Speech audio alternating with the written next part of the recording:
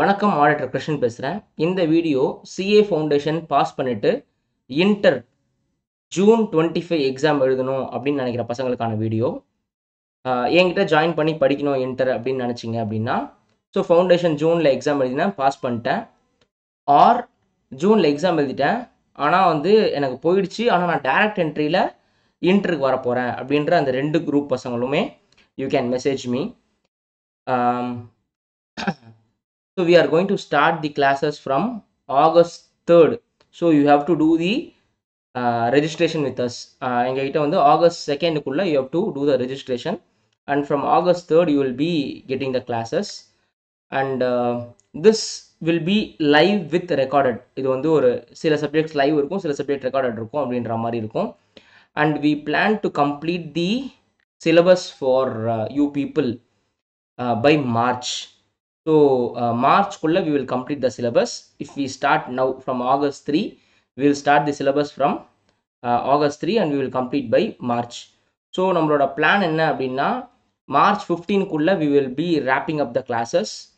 இப்போ அப்பப்போவே we will have under marks test. ஒரு சப்ஜெக்டை முடிக்கும் போதே we will have under marks test, or சில சப்ஜெக்ட்ஸ்க்கு we will have 50 marks test. Because for example taxesலாம் பார்த்தீங்கன்னா, tax இப்போ GSTன்னு ஒரு கிளாஸ் முடிக்கிறோன்னா அது முடிச்சோடனே ஒரு 50 marks test வரும்.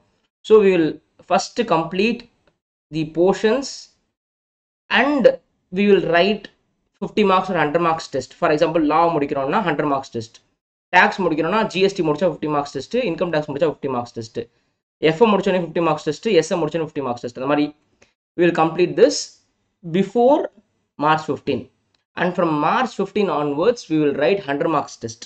So at least we are planning to have 300 marks test, or minimum bare minimum 2, but 3ன்றது plan பண்ணுறோம். அது ஏன் அப்படி சொல்கிறேன்னா, ஏன்னா ஐசிஐ எக்ஸாம் வந்து மே ஆர் ஜூன் அப்படின்னு போட்டிருக்காங்க.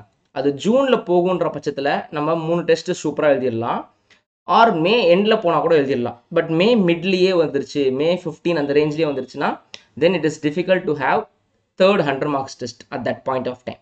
ஸோ இதான் நம்மளோட பிளான்ஸு.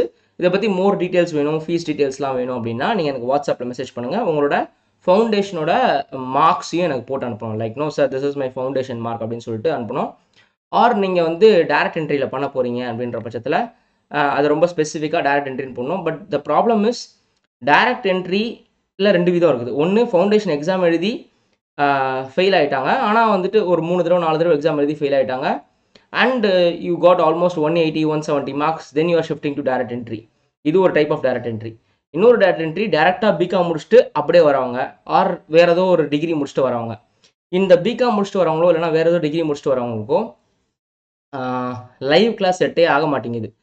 அவங்களுக்கு வந்து நம்ம ஸ்பீடு புரியல. ஏன்னா ஃபவுண்டேஷன் பசங்களோட அப்சர்விங் கெப்பாசிட்டி ரொம்ப அதிகமாக இருக்குது, டைரக்ட் என்ட்ரி பசங்களோட அப்சர்விங் கெப்பாசிட்டி ரொம்ப கம்மியாக இருக்குது.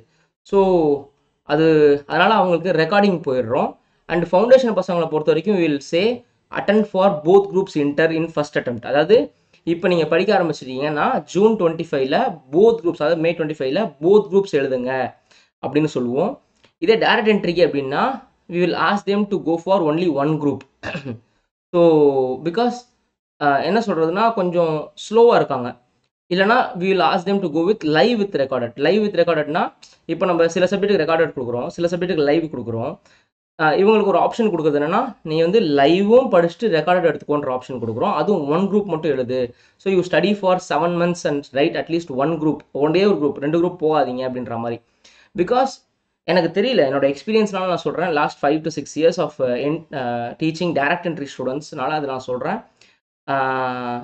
ரிஸ்க் எடுக்கிறது ஓகே, அது அவங்களோட இஷ்டம். பட் நான் வந்து ஆன் அன் ஆவரேஜ் ஜென்ரலைஸ்டாக என்ன நடந்திருக்குன்னு சொல்லி, இது மட்டம் தட்டுறதுலாம் இல்லை.